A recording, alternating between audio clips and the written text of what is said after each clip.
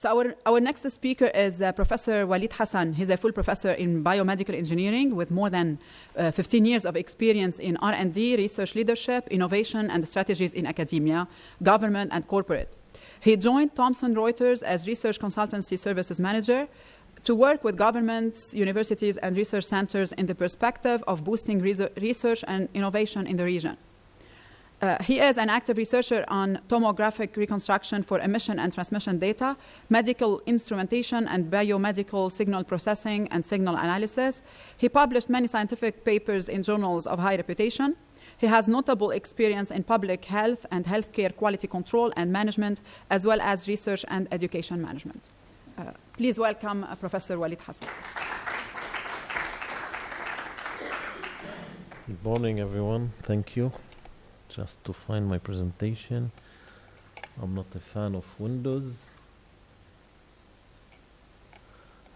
Anyways. So, just to present myself, I'd like just to add to what Dr. Lama advanced. I joined Thomson Reuters, but actually like the IP and science division of Thomson Reuters lately is a new standalone company called Clarivate. So this is, I don't know if you can see, yeah.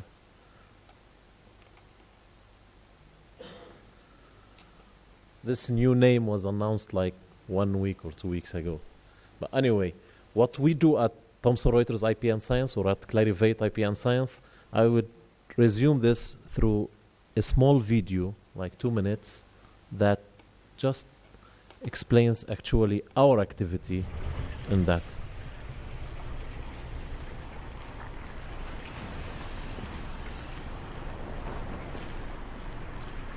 This is the pill that saved my life. Before that, it was manufactured by a pharmaceutical company. And before that, it was discovered by a scientist. What happened in between? Before it was a pill, it was an idea. While on a research trip to the Amazon, I collected the saliva of a frog species. I discovered that it contained a key protein, and I thought that protein, if synthesized, might someday save millions of lives. Using Thomson Reuters tools, I researched the protein, wrote a paper, and presented it at a symposium where I was in the audience. We connected and agreed that the idea could make a real difference. So I did a genetic pathway analysis to check the potential of the idea. And I asked product development to find out if another company was working on the idea. I investigated and found out that there was nothing in the drug pipeline, at least not yet. So I contracted with Thomson Reuters for a white space research report, which showed me that the idea would have a market. So we developed the idea into a drug, a pill. In fact, and I looked into the regulatory requirements before we tested it successfully. At the same time, we needed a patent. I conducted global patent research online to help me write the patent application, and my team did trademark research to establish the uniqueness of the pill's name. It became a brand and we protected it. We marketed and sold the pill around the world and delivered it to me, and it did. It saved my life.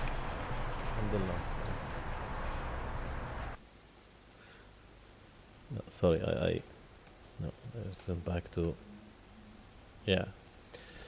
So, well, all what you have seen in the video in orange was the names of platforms from Thomson Reuters providing data in IP and science. And, well, I just don't know how this will work. Anyway, I would ask you 2 questions. I don't know if some of know, like the first number is 1 picto bytes. What do you, anyone has like an expectation what should number this represent or what's about? I guess.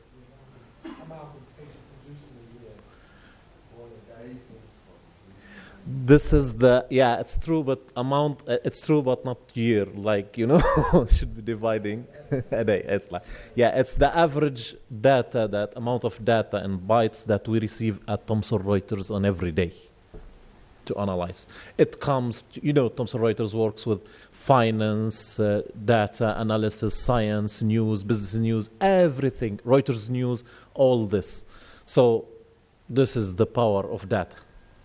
And the other one, it's like, I try to give you key points. The second number, the 64 million. So I guess if someone of you have seen the Web of Science, so certainly you have seen this number. This is the number of record in the core collection of the Web of Science. Those are publications published from back 1900 till today in some journals, in a list of 12,000 journals only, in what we index in the Web of Science, out of 60,000 scientific journals all over the world. Well, what I will speak today is like, I will give some charts about Lebanon and everything, but I will not go much deep in data and everything, but just like, to give some hints about some good practices in research, how to read data, how to think behind data. At a certain point in time, people, they thought it's like, we need data to make decision. We need numbers to make decision. In fact, numbers sometimes could be misleading. I will show you some hints on how numbers could mislead in our decisions. This is the production of Lebanon compared to Syria, Qatar, Cyprus, and Jordan, and just compared to those countries in terms of publications, in terms of scientific research. Well, you could see Qatar, how it's developing in the last years. I don't know which is the laser. This is this one. I don't know. So this is Lebanon. Huh? Okay. Well, we have some interaction. Some new people are looking to publish, and if we look who is publishing in Lebanon, more like going deeper. Sorry, in terms of I missed something. No, it's okay. So this is Lebanon in terms of number of publications. Okay. Now, if you look at Lebanon, you find like it's not that much important in production of science. If you look at the quality, it's not bad. Lebanon actually have like about 62% of its documents cited. Cited, that means they were read by some people and mentioned as references. Cited, that means that they contribute or constitute some interest to the scientific community. Now, who is producing in Lebanon? It's like Abd spoke about the bubble. Is the bubble AUB? This is in terms of number of publications. AUB, they are doing a great job in terms of number of publications. And here I show you how numbers really could be misleading. If you look, you could see like AUB is the best research in Lebanon. Well, if I go one step further and say like, I will look at the quality and look at how many or the percentage of cited documents produced by AUB, then AUB is doing as the same as like Lebanese University, as the same as the research center or something like that. Well, don't be upset because because it's in terms of in fact on how we interpret our data. If you normalize how many percentage of article was cited. Now, if you go, for example, to take the Lebanese University, in terms of, if I go for the production of the Lebanese University, and I normalize it to the number of active researchers or professors, it will become very low. But if I take, for example, how much money put on research in the Lebanese University and compare it to AUB, it's a different story. So it's like, numbers not all the time be the solution. Now, going to speak as researchers, I don't want to do polemics about performance. Last year, 2015, how researchers published, you could see, and those numbers are very important. You could see people mainly published in clinical medicine last year. Well, clinical medicine, chemistry, engineering, material science, all around. And good, that will reflect actually the data interpretation when we speak about the impact factor, when we speak about later about citations. So, and look at the numbers also again, how they are misleading. Although people are publishing mainly in clinical medicine and chemistry. However, in terms of impact on science, space sciences were more impactful in terms of when it comes to how many papers read and transformed. And chemistry, microbiology, well, I would say material science, chemistry, microbiology, all related to innovation today, and also patentable, like I could say, fields of science where we have applied engineering, applied research that could lead to patents and all around is getting much more attention than fundamental research where people are only evaluated and benchmarked based on their publications.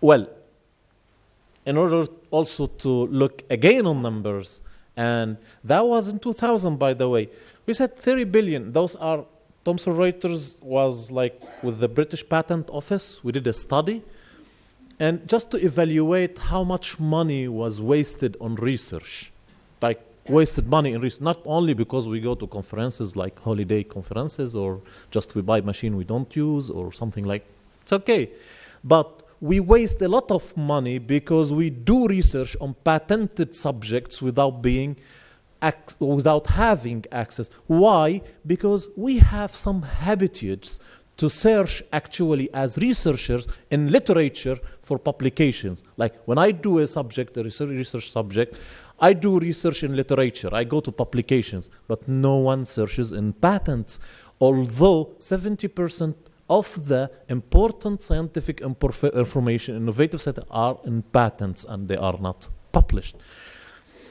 Well, and this is we took only one of the most important innovations last year was the bionic lens. It's a lens that permits us to see like 4 times better 10/10 vision, like something super. And that was last year. And when we searched in publications, we found only 20 publications, and all the publications were like 216, 215. However, when we searched in patent, we found 61. And for someone like searching in publications, when he sees like 5 or 10 publications in a certain subject or certain area, he would say, it's a nice place to go in. No one is there. However, when he searches in patents, he will be surprised to find 60 people, 60 assignees, 61 assignees. That is 60 companies doing research on that. It's blocked for him. It's like, you cannot do anything patented. You cannot, when there is a patent, it's a waste of money. So, well, in terms of problematic when it comes to research, actually today, because of the big data and because of that amounts of information available, accessible everywhere, it comes to us, the problematic have been changed. At certain point in time, the challenge was to find documents. It was really hard. At certain point, I remember like 10, 15 years ago, it was like to find an article, it was difficult. You needed to have subscriptions and everything. Today is changing. Today you go like, I take a PhD student sometimes, like with my students, we work together. I say like, I explain to him the subject and say, go take 3 weeks to prepare and bring some good documents about your subject. He comes back in like 3 weeks with a USB full of data, like say, I found 5,000 documents. Great. He's glad, like 5,000 articles. The problem is not here. The problem is, could he read the 5,000? I'm an active researcher. I have never made like more than 150 papers a year. Articles a year, I have never. There is no in my like areas like more than that. So there's a big problem. Now the problem is really what to read, not how to find documents. And after that, what to cite. Yeah, and this is not me when I was young, huh? The problem is the contradictions. And especially because we have big data and like one of the professors yesterday told me that some publishers, when you send a paper for them with the entitlement or the affiliation, Harvard, it gets accepted even without reading it. And yeah, unfortunately, some publishers, they do that. But look, and even take it in a small thing. every day in the morning. In Lebanon, we hear a lot in the morning, like radios after Fairuz, they speak about some healthy recommendations. And in the morning, they could say to you why they found that coffee is very good for health and coffee is important. It raises the heart rate, and raising the heart rate like make you burn more calories. So you go to your office, you take like 2 buckets of coffee, all the day drinking coffee, and in the same like channel, and after like when you are returning back, they say, they found coffee. It raises the cortisol, it raises the stress, and so it blocks metabolism. And like, I took 2 liters of coffee. Well, the problem actually is like, there is a problem. We need a model in science. We need, and people like, this problem existed a long time ago, and they needed a model to say like, this paper is better than that paper, or this research, I would not say better, is more interesting to the scientific community, or more trusted than the other one. And without forgetting that, research is a process. We need to identify, to benchmark, we need to set indicators, and when we say this is better or performing better than that, it's about all the time about indicators. So the idea came with this guy, Eugene Garfield, 1963, who said the model is to compare papers are only citations. So this guy, after like he was living in London doing nothing, and was like, counting papers. He said like when researchers, they publish, so he look at the references, and at the end of the year, he say like publisher or author A, he published how many journals, and he get that much citations. And by that time, people, they convenced, like it took it as a convention that citations is the only model. I'm not saying it's the perfect model. I'm not saying it's good. I'm only saying that it's the only functional model today. And why? When we say people, they are citing you, that is people, they are interested in what you are publishing.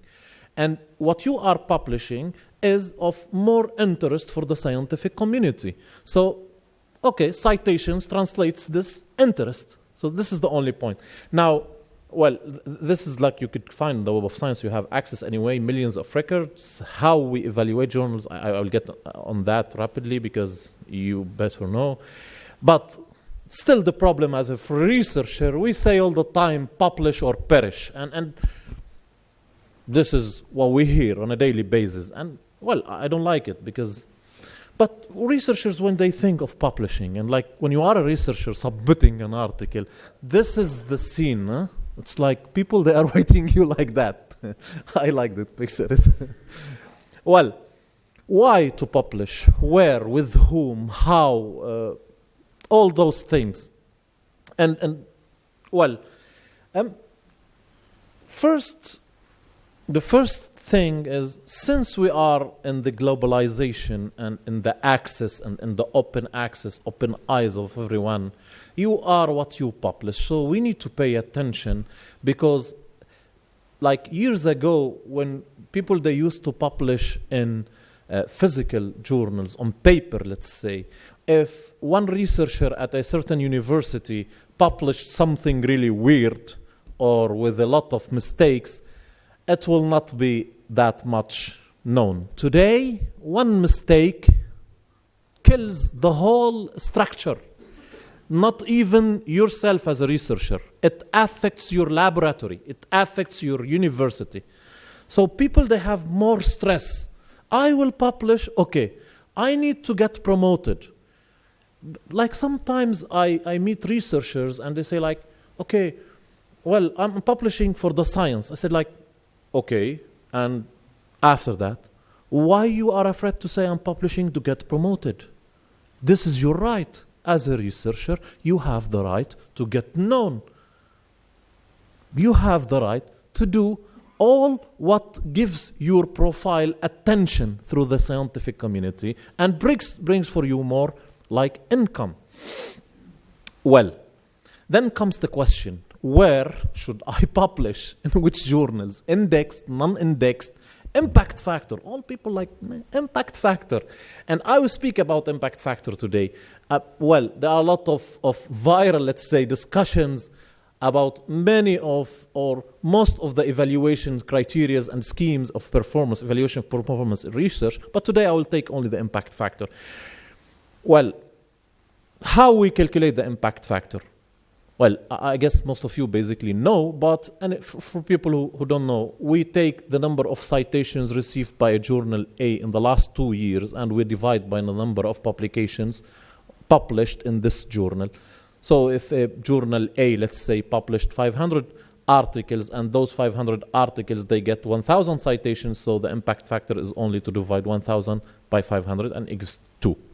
Well, what's viral about it? The problem is that the impact factor can vary a lot. Look, for example, at this journal, the Cancer Journal. Well, for clinicians, and you have seen before in the presentation how many documents published in clinical medicine the last year. So the highest one, 500,000, 5 times more than engineering and physics. And, well, so people are publishing there more, so they are citing more. So simply, clinical medicine journals, they will have more citations than, for example, journals in nanotechnology or material science or something else. And that gives them more citations and more impact factor. So if I take the impact factor as a single way or single measure, and this is where numbers could mislead. One of the universities, they contacted us, they had a problem. The problem was that they had linked the payments they used to pay their professors, well, you will know directly, for publications. And they linked that to the impact factor. And one day, they had people who used published to 5, 3, 2, and one day they have a professor who published in this cancer journal, and they get 137, and when they counted it, it's a huge number. It was his yearly salary, basically, if he get... And they stopped at it, and they say, we need to change. And they came to us, and it's the importance... We said, no, the importance is not the impact factor. Because we ranked journals per categories. In order to solve this, we said, okay, those journals are in certain categories. I will take, for example, the journals in the clinical medicine category, the journals in the physics category, you know, the 265 categories. And we sort all journals in each category from the highest impact factor to the lowest one. For example, we say in clinical medicine, the highest 137, but in electronics, for example, the highest is 10, I don't know, 6, whatever. So we say the first 25% of journals in each category are Q1 journals, quartile 1 journals. The second 25 are quartile 2 journals. Third, Q3, Q4. Now, for example, if you take this journal in marine structures, it's the highest in its category with an impact factor 1.72. It's equivalent to the same journal, Nature Medicine. It's equivalent to the same cancer journal.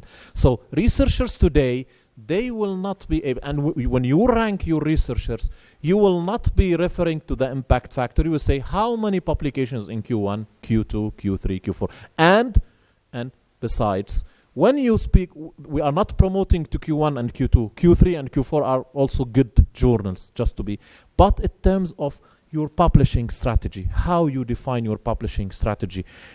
I wait sometimes a beginner in research or a PhD student, if he publishes in Q4 and Q3, it's great because, Q1 and Q2 journals, those journals are usually take a lot of time, 2 years. But someone who's a professor publishing, I expect he has more journals in Q1, Q2 than, and I don't say all his journals, but more publications. Well, just to the open access and the epidemic about open access, and it's getting more attention. Yeah, it's also a strategy whether for you to decide to publish open access or not. If you are a researcher and you have something new and you need people to know about it, then it's good to invest in open access because it's high cost. However, if it's something like used for promotion internally, and well, better not invest that cost in open access. But anyway, I expect all would be open access in some years.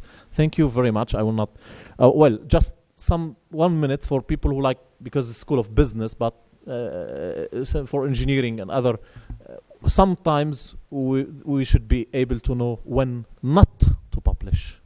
Because if you find something interested, please think of patenting it, not also publishing. Thank you very much.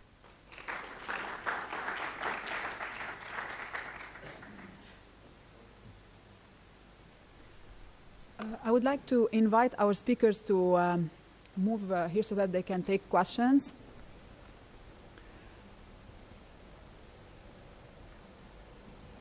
So any questions we have for our speakers? Yeah.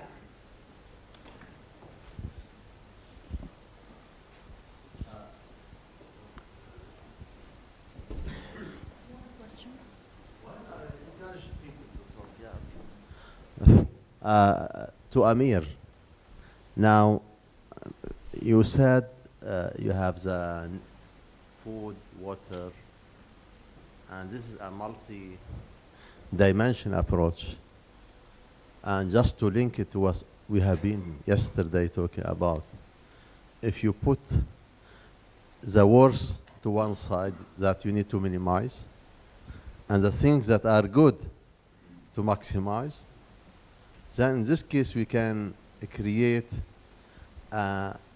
whatever water, energy, food index for the whole world. Then we can rank them over time how well they are doing. So that way we can create awareness. Are you aware of any index? And for my friend Dr. Hassan, actually I'm trying to see, and I told you, in business, within AUB or any other institution, what you have mentioned, it helped, but as well within and across. So Reuters would be helpful to say a professor in social science in the world, the quartile #1 expected to have X citation, while in engineering, the average professor expects something. Then we would be able to compare apple to apple. And then another dimension. Are you able to produce something like that? And that's something that needs to go. You can ask for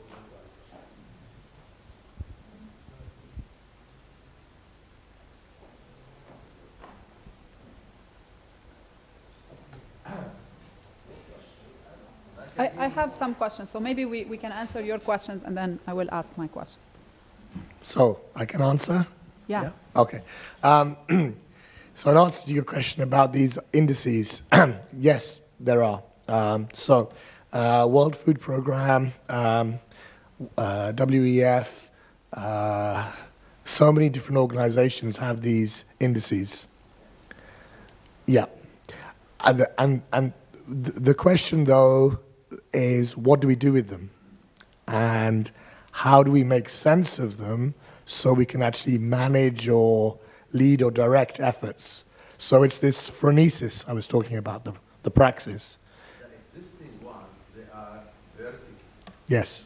Yeah. They are not on the other. They're not on the other side. They're not interconnected. Yeah. In a way. Yes. To help us improve. Yes.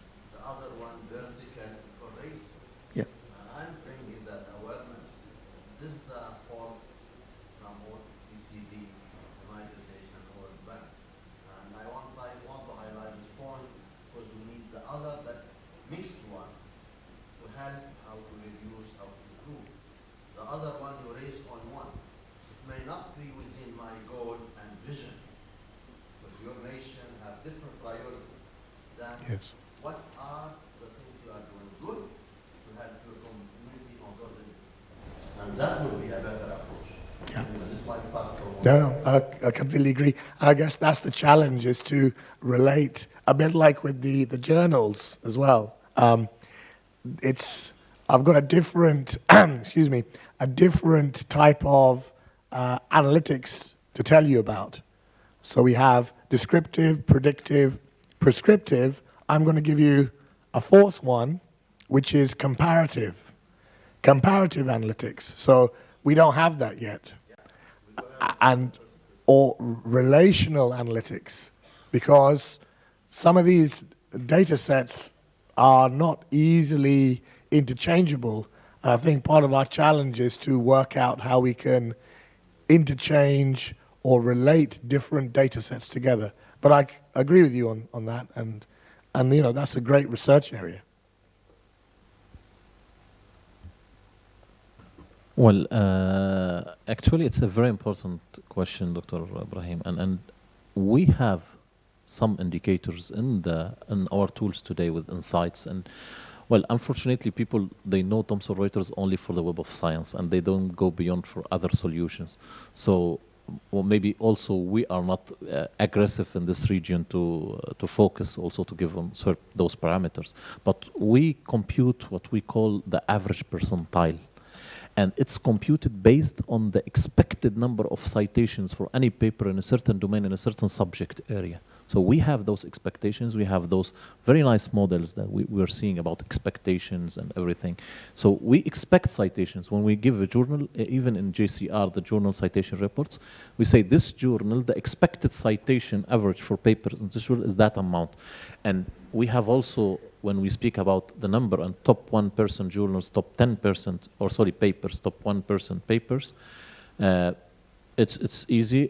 You can even, we have the essential science indicators, and we could, we take through the last 10 years how many citations were being in a certain subject area, and we take what average citations they are taken or gotten by a paper in that subject area.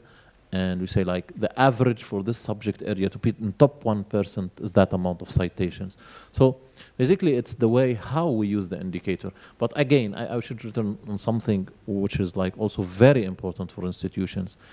When you take the average percentile and you take those kind of parameters which are complex and models, at a certain point in time you need to think and to say, let's begin from the really basic level, and to say, if someone who's really not publishing at all, or if I have, let's say, the first KPI in the key performance indication in publishing, if you have, for example, 100 researchers, you expect each researcher at least a standard 1 publication per year. This is the standard. I don't know. It differs from one. But if you have 100 researchers and the number of publications per number of researchers is not getting to 0.1 or to 0.2, so basically the problem is only in the production before to go to the publication. And well, if you go to those researchers who are publishing in a very small institution, they are an exception if the most of people are publishing. So the exception, and you take the exception and you tell, on those exceptions, I will apply to you those regulations that are very complex already. So you are just adding stress and constraints on him. So it's to begin from the basics and to grow slowly. Thank you.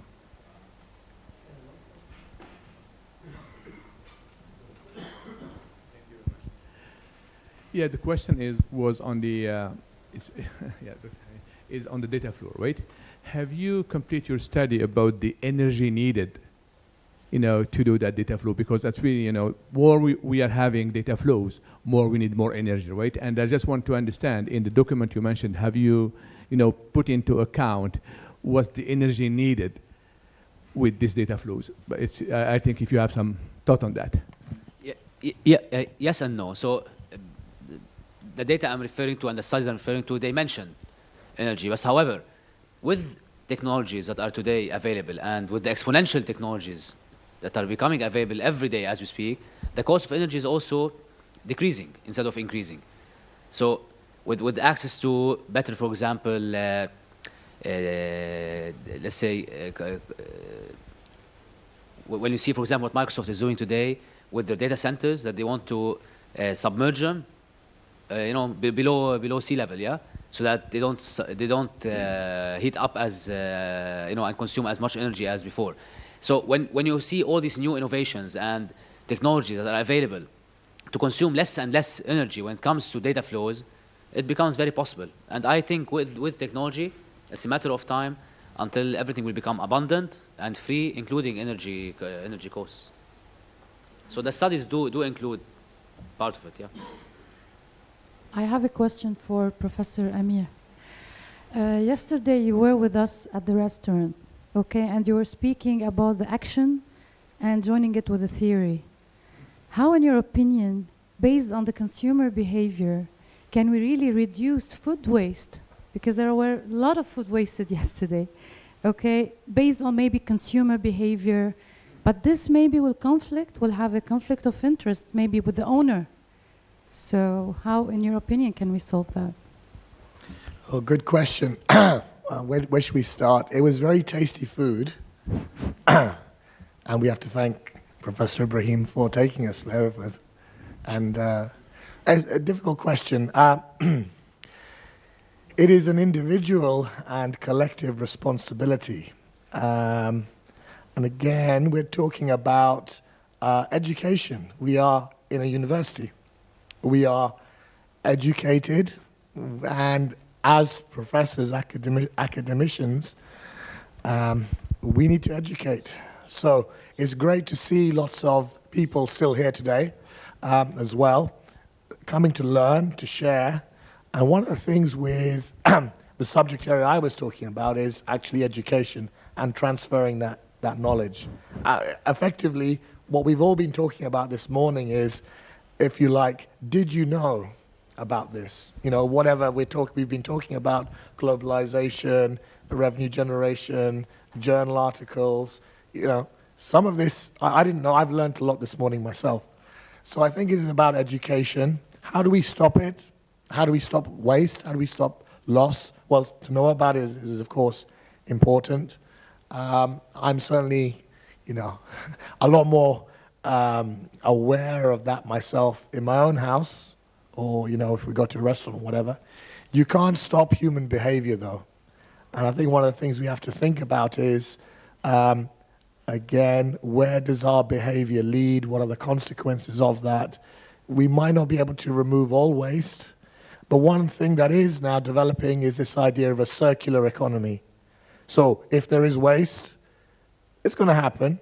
We are living in, you know, we can't defy the third law of thermodynamics, entropy, right? There's creation, there's always a source, and there's always a sink. So our job as academicians or business people is to find the source and find the sink. So where can we recycle, reuse, re-energize, reevaluate? And so business owners, the restaurant owner, the garbage truck company, the municipality, the government, the region, the country, they should all be involved in looking at how we can develop that circular economy. So I think one answer might be, well, let's look at different business models, different ways of breaking those silos I was talking about. It has to start with us, though. So let's try to make a difference ourselves. I don't want to don't stop eating nice food, and you can't avoid that in Lebanon and maybe elsewhere. But again, something for us to think about and reflect on. And it's time for food, maybe. Thank you.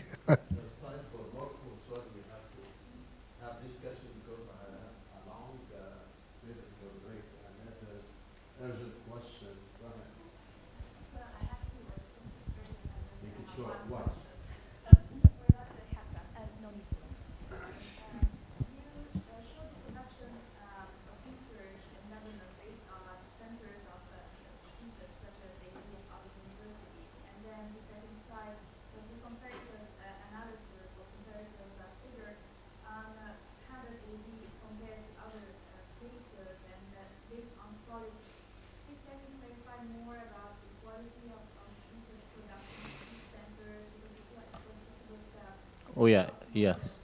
Okay, thank you. And the first thing, we have like more than, let's say, at least 25 indicators for the quality of publications. But my point was giving an example how data could be misleading and how data we could interpret in different ways. So the first point of quality, we take it at the first beginning of the indicators, the basics one. We take the percentage really of publications of this university that were cited. It's like you have, for example, 1,000 publications per year. We look at a percentage of the documents that were cited. Cited, this means that people, they read, interacted, interested in this publication. So this first basic measure of quality. So I took this one, okay, and just to show, I am not giving an evaluation of the Lebanese research. Actually, we have also the evaluation based on the normalized citation impact, which is like more complicated, and we dig deep in results in order to get those evaluations. And you could see them on sites, on tools, and you could see Lebanon, how the universities, they perform. Although what we have is based on the data that in our databases, but also we are missing a lot of information, basically, getting from the university. For example, still is like how many researchers are contributing to this, how many, let's say, the percentage of active researchers among the faculty instructors, how many money is put on research, what's the contribution of collaborations, and that. So all those factors, they come from the university itself. Basically, the evaluation is just based on what we have as data. But when you get to evaluate the performance of the university or the group or the researchers, you need to have a specific data about your faculty, all about your unit, everything. Okay? Please allow me one last question for Professor Talouri. You mentioned that...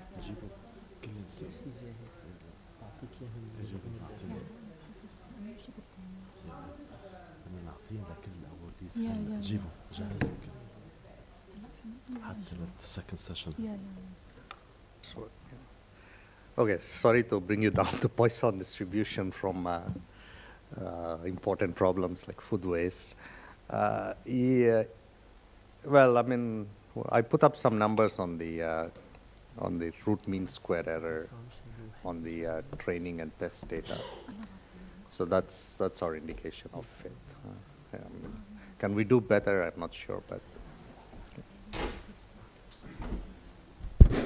I would like to stop the session and now give some honor to our esteemed guest for this session and the second session, and I'm departing to the airport. Apology for not attending to the closing session.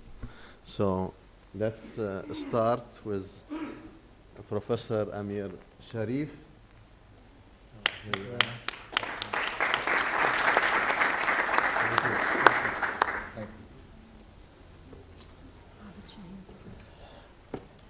Mr. Shaheen. Thank you.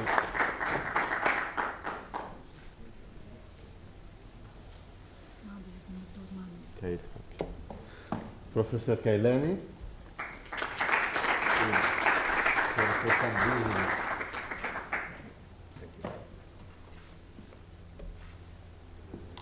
WalidHassan. Dr. Hassan. It's always nice to have surprises. Thank you, that's so surprising. Because he thought he would not get anything soon.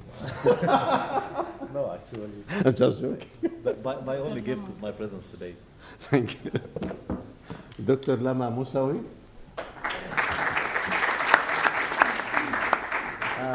Speaker of the second session, would you please come down? So we'll have another session.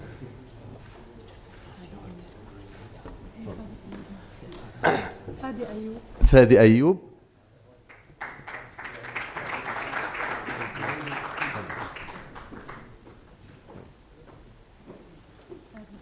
Professor Sidani.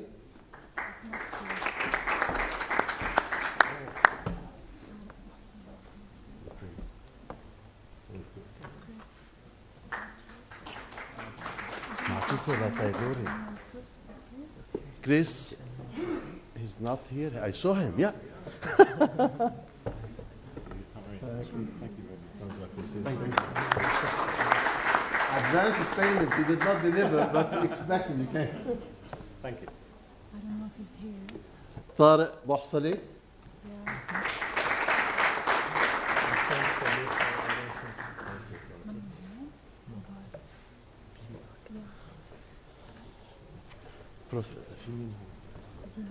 Oh, Professor Shaheen. I saw him somewhere. Salim. I'm paying you advancing, so you do the last session excellent way. Okay, please them one. I'll do my best, right? Okay, I know that. When did Dima, if she didn't come, we can stop that.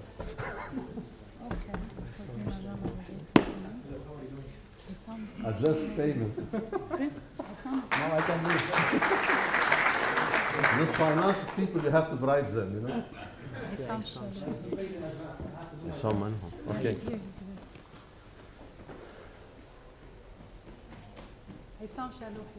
Isam Shaluhi, member of the organizing committee. Thank you. Alhamdulillah, as-salam. Thank you.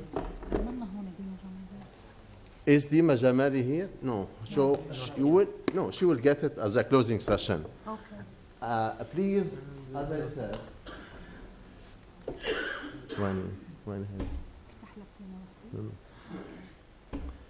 remember this. There's always surprises at the end. Never forget this. Please, your voice matters to us. And let's go for breakfast. And I wish you now a happy end of the conference. And it's not the first, it's the last. We'll see you more. And thank you very much.